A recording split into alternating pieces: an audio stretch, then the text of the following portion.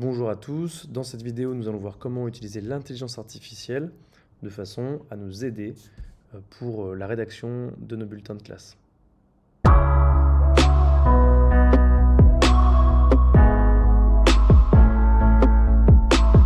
Alors dans la suite de la vidéo, vous allez voir deux méthodes. La première, c'est si vous voulez déposer votre cerveau. Vous avez besoin juste de savoir faire 2-3 petits trucs en informatique que je vais vous montrer. Vous posez votre cerveau et ChatGPT s'occupe de tout. La deuxième méthode, c'est celle que je préfère parce que ça nous permet aussi de réfléchir, mais c'est juste qu'on utilise l'intelligence artificielle qui va venir un peu updater l'humain. Ça nous permet aussi de connaître nos élèves, mine de rien. Et simplement, ça va améliorer le style littéraire qu'on va pouvoir utiliser, nous, dans nos appréciations globales. Après, c'est à vous de choisir. On se retrouve tout de suite pour la première vidéo et pour que vous puissiez comprendre la première méthode.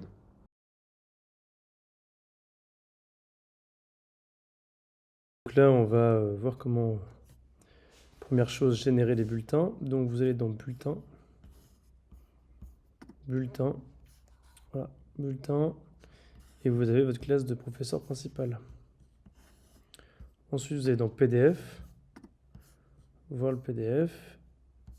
Donc soit vous avez le PDF d'un seul élève, mais moi ce qui m'intéresse, c'est le PDF de toute la classe. Donc je vais aller dans Bulletin élèves de tous les élèves de la classe.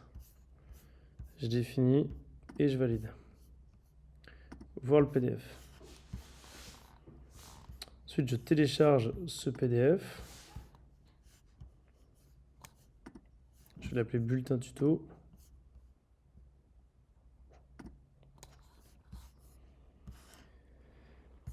Et je ferme. Une fois que j'ai fait ça, je vais aller dans GIMP.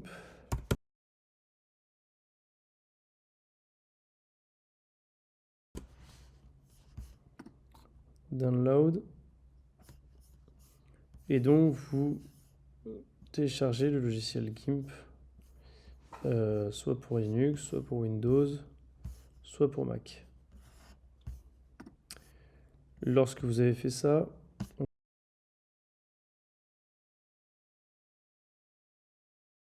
donc là on arrive dans GIMP, on va faire fichier ouvrir. On va aller sur bulletin, donc notre fichier, on va prendre un fichier ici. Et là je vais venir sélectionner juste les commentaires des collègues.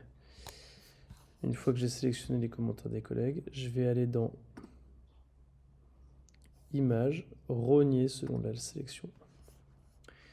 Et je ne garde que le minimum de ce que je peux garder.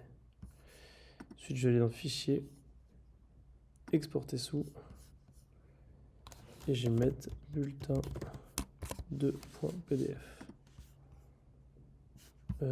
.jpeg, exporter.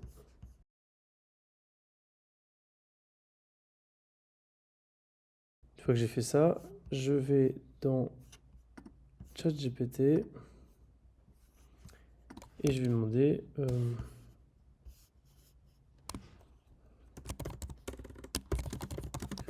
je veux que tu m'assistes dans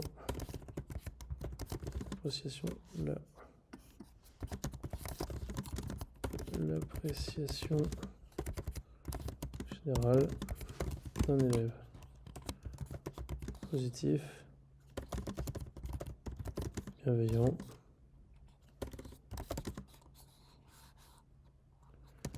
mais sincère.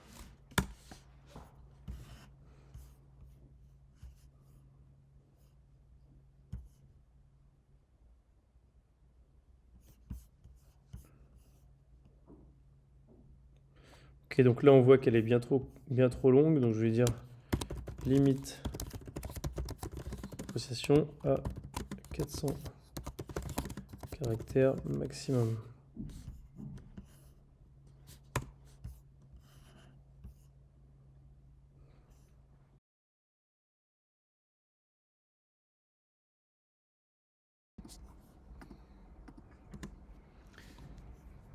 Donc maintenant, on va aller transférer le document que l'on a réalisé, donc où on a toutes les appréciations des collègues. Donc faites bien attention bien sûr à ce qu'il n'y ait pas de nom, puisque ChatGPT n'est pas RGPD. Il ne respecte pas la réglementation européenne sur la protection des données. Donc une fois que vous avez les appréciations, il suffit juste de lui demander est-ce que tu peux donc faire une appréciation globale. D'accord? Donc soyez précis. Moi je vais lui mettre je veux que tu fasses une appréciation globale de cet élève en prenant en considération les appréciations des collègues ou les appréciations ci-dessus. Et donc voilà le résultat que l'on obtient.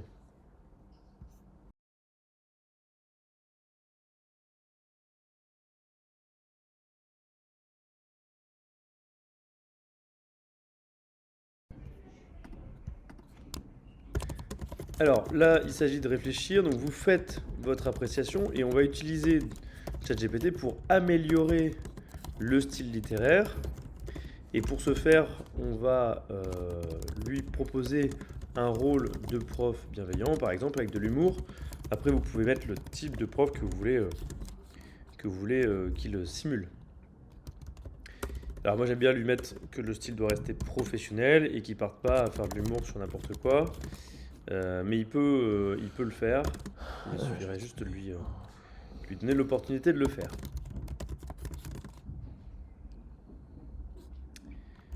Donc on essaye, quand vous précisez à ChatGPT ce qu'il faut qu'il fasse, essayez, d'ailleurs j'ai fait une faute à global, je viens de le remarquer, une erreur d'orthographe, pardon. Essayez d'être le plus précis possible. Donc ensuite, moi, j'ai tendance à faire mon bilan global, mon appréciation globale dans ma tête. Je lui transmets, donc soit je le rentre sur Pronote et ensuite je fais un copier-coller, soit là, comme je l'ai fait dans le tutoriel, je le fais en direct et donc je mets une appréciation. C'était juste pour mettre un exemple, pour que vous puissiez voir comment il peut modifier. Alors, en soi, on peut taper au kilomètre, c'est-à-dire sans forcément faire attention aux erreurs de frappe ou aux erreurs d'orthographe. Mais toujours pareil, c'est nous que ça concerne, c'est-à-dire notre façon de percevoir le monde. Donc là, il me fait une première appréciation qui est quand même assez longue. Pareil, je peux lui demander à limiter l'appréciation de façon à ce que ce soit pas trop long.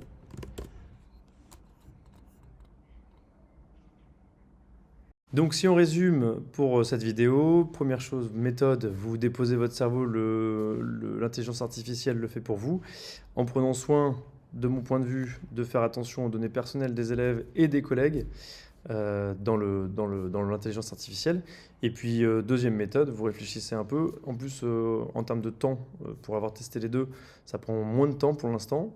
En tout cas, quand on fait attention aux données des personnels, des élèves et des enseignants, vous faites vous-même votre bilan global et puis ensuite vous lui demandez de l'améliorer un peu pour que la rédaction soit peut-être un peu plus littéraire. Voilà, écoutez, j'espère que ça vous a plu et puis bon courage à vous.